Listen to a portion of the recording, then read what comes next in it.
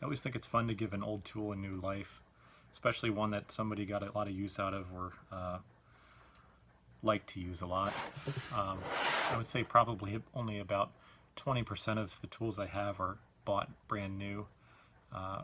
Most of the rest of them are yard sales, Craigslist, estate sales, things like that.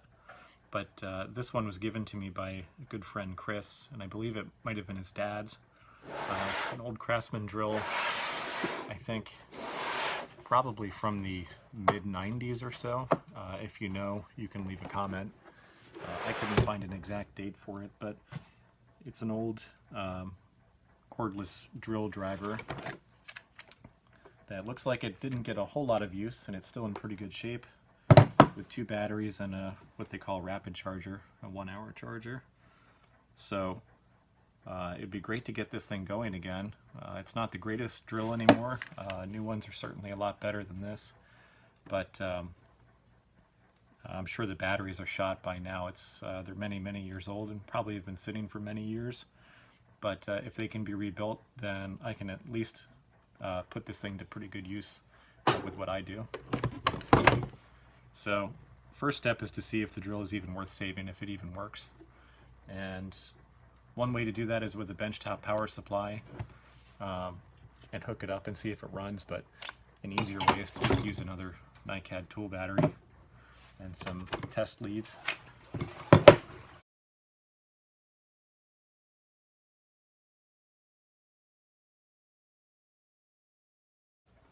Okay, this is just a 9.6 volt battery, and this is a 12 volt drill, but it should still work, at least to test and see if it works. And these are also just little 22 gauge wires on the test leads, so it's not like it's carrying a lot of current, but still good enough to test. So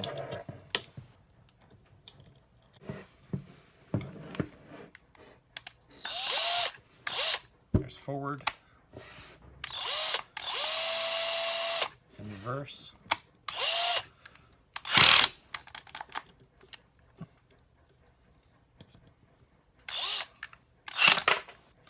Well, even with that little 9.6 volt battery, it's still got quite a bit of power.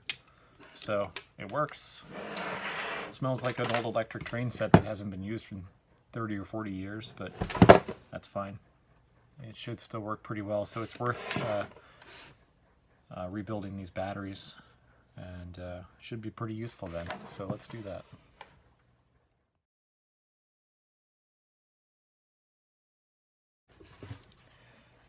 These batteries are all pretty much put together just about the same way.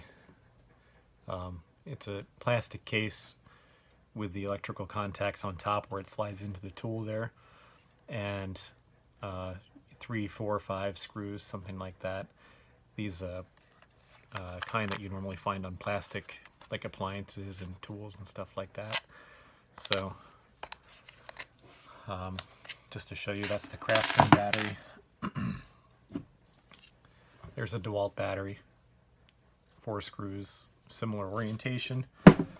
Here's a much older Skill battery, same thing. So this sort of thing tends to be not exactly the same on every brand, but pretty similar. So pop the top off, and inside we have, it's a 12 volt battery with 1.2 volt NiCad cells, so that must mean we have 10 of them. Yep, there's 9 and the 10th one. So these are old enough that it's probably not even worth checking to see if any of them are still good. Instead, for not very much money, you can just buy new NiCad cells, 1.2 volt cells. Really just, they're usually around $1 or $2 a piece, and you can usually buy them in a bulk pack for a better price. So this battery pack actually is still sold, believe it or not, but they're around 50, 60 bucks, something like that, which is more than I'm probably going to spend on a drill this old, as much as I want it to work again. So these 10 cells, that'll probably cost you about $15 or so.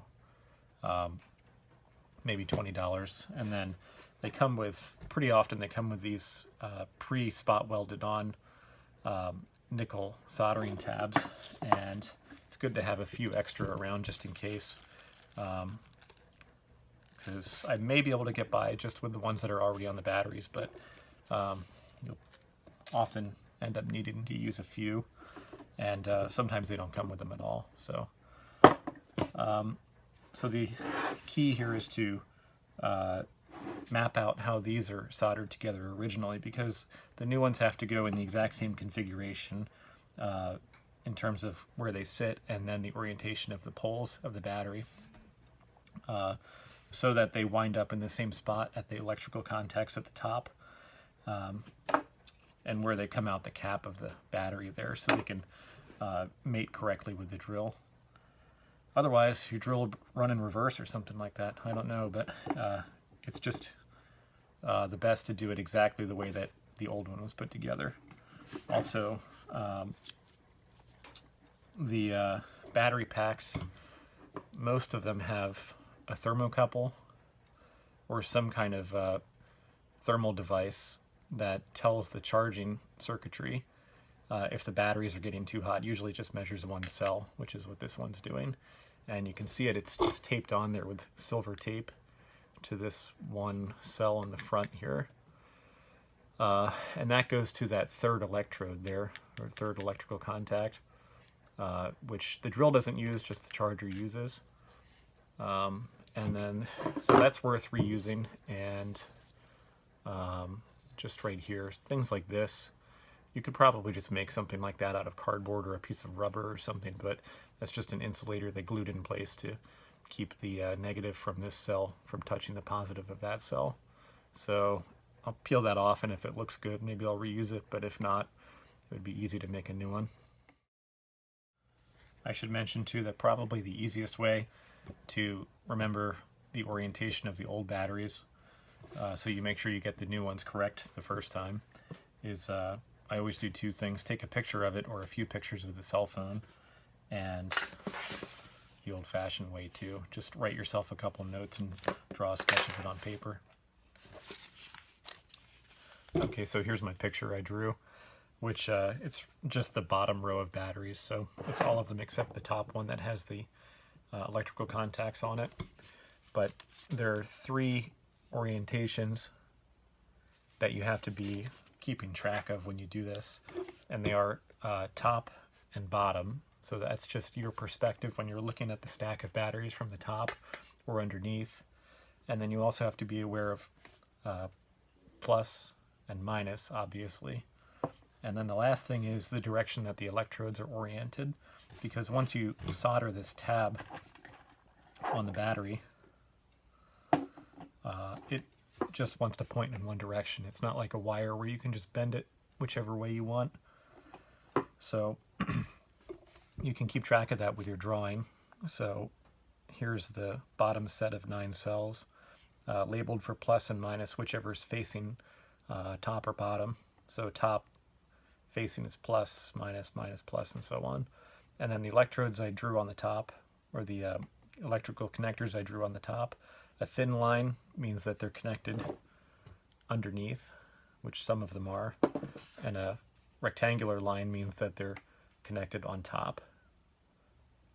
And then also with this drawing, you can see which direction the electrical connectors are oriented to point at the next battery it goes to. And of course, a picture or two helps also. These connecting tabs between the batteries are not too hard to get off. You can, for the most part, just use something like needle nose pliers and gently pry them, and they'll usually come right off. I suppose you could reuse the ones from your old batteries, but they're so cheap, it makes a lot of sense to just buy new ones.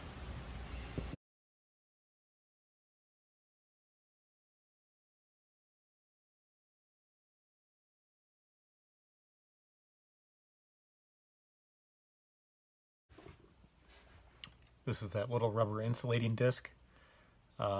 It's got a little bit of hot glue residue on the bottom of it, but it seems like it's in pretty good shape and not cracking or anything, so that can be reused.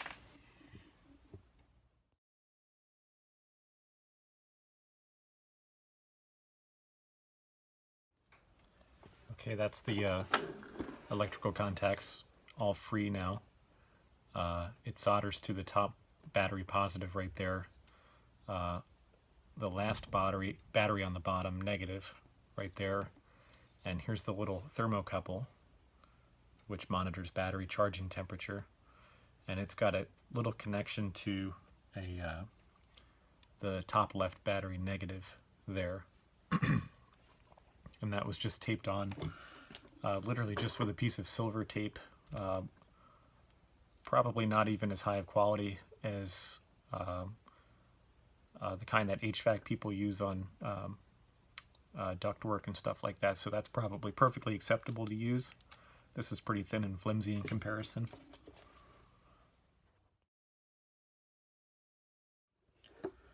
I saw a bunch of people asking online, when you get these subsea NiCad cells in the mail, are you supposed to take these rubber protective covers off of the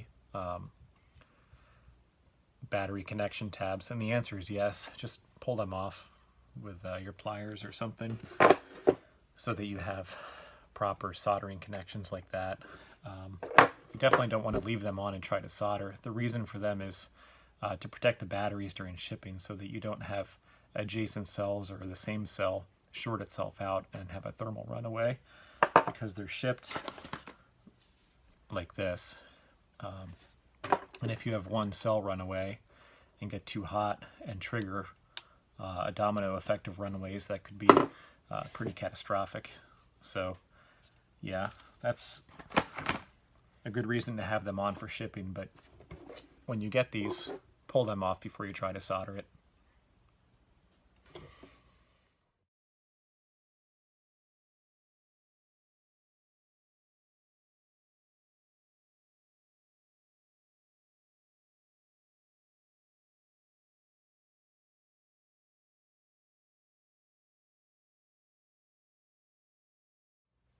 Okay, so here's the general arrangement of the batteries. And then arrange the batteries with plus or minus facing up according to your drawing, and then point the positive connections in the direction that you had on your drawing or in your picture, whatever. Do it whatever way is easiest. That's just the way that's easiest for me. And then here's the top battery. So when you solder these, not much to it. Have a piece of medium or fine sandpaper that you want to, you can use to scuff up the top of each cell or the end that you're going to solder to, or else the solder won't adhere to it. And then the cell that you're going to solder, or the tab that you're going to solder rather, all you want to do is take your iron and basically tin the end of that soldering tab. So just prime that with a bit of solder, and nothing magic here. This is just Radio Shack rosin core electronic soldering wire, so anything like that will do. Of course, Radio Shack I don't believe is around anymore, but just any common electronic rosin core soldering wire will do just fine.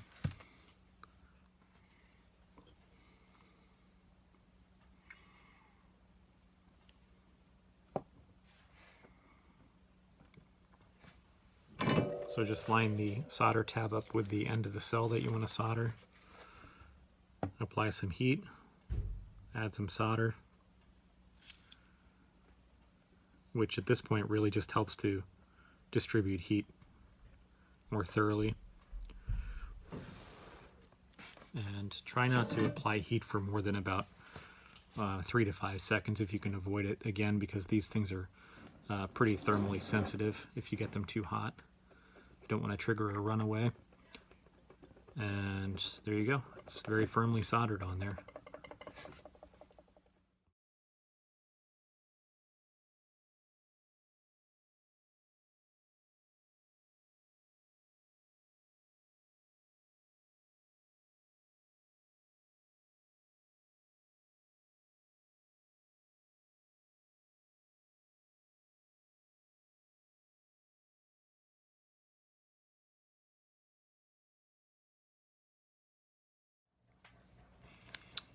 Okay, this little bit of rubber insulator to go on top of this cell.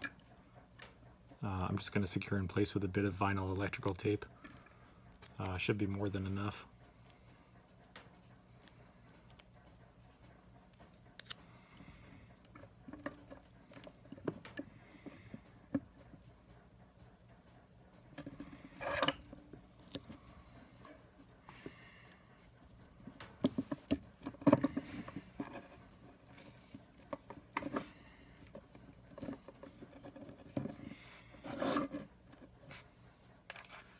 Okay, next is the electrical connector for the top of the battery and the top cell that just fits right inside of that. It's the remnant of the conductor that was soldered onto the top previous battery, the old one, and here's the new one. So I'm going to cut this solder tab on the new one so that it can be soldered pretty cleanly to this old contact right there.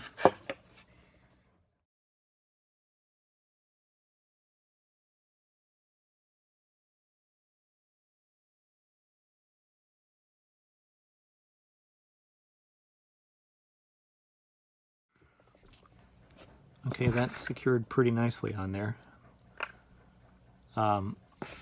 Next is to solder the top battery onto the stack here.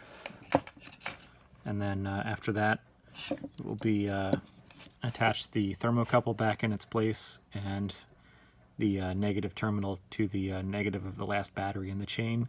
And then we're almost done.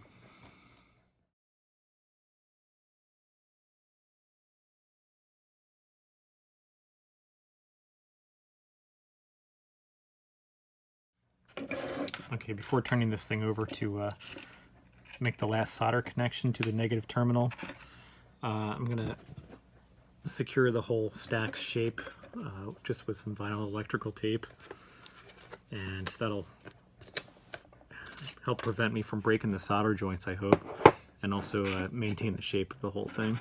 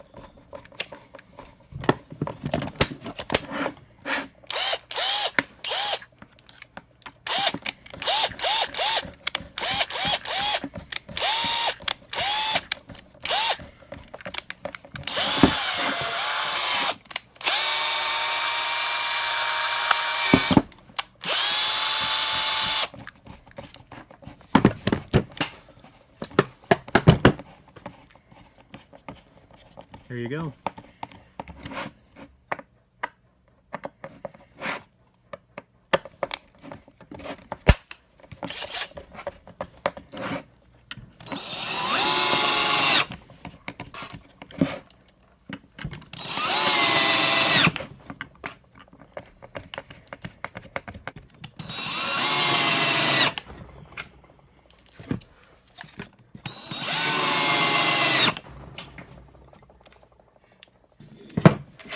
I'd say it works.